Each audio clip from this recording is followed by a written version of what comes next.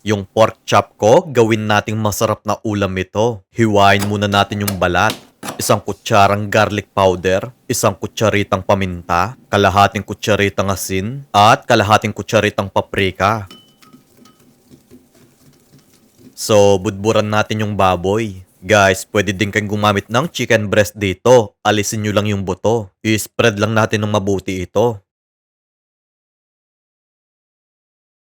Baligtarin natin para yung kabilang side maluto din. Madali lang lutuin ang recipe na to. At paniguradong masasarapan talaga kayo. Papakapitin lang natin yung pampalasa dito bago natin ipirito.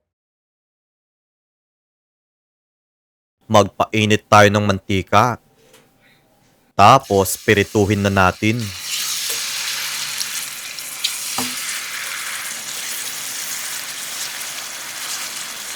And then, ilagay muna natin sa strainer para matanggal ang excess oil.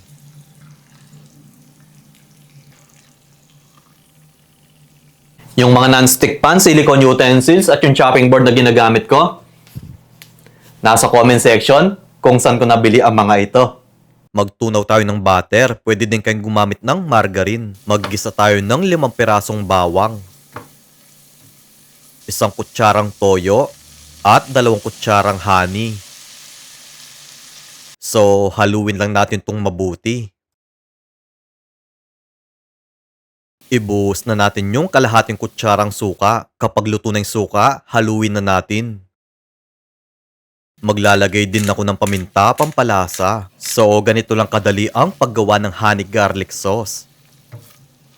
Tapos, ilagay na natin yung pork chop. Papakapitin lang natin yung sauce dito para malasang malasa kapag kinain nyo. Papakuluan lang natin to ng ilang minuto. Grabe, itsura pa lang ang sarap na. Tapos, parang inihaw siya. Partneran natin to ng kanin.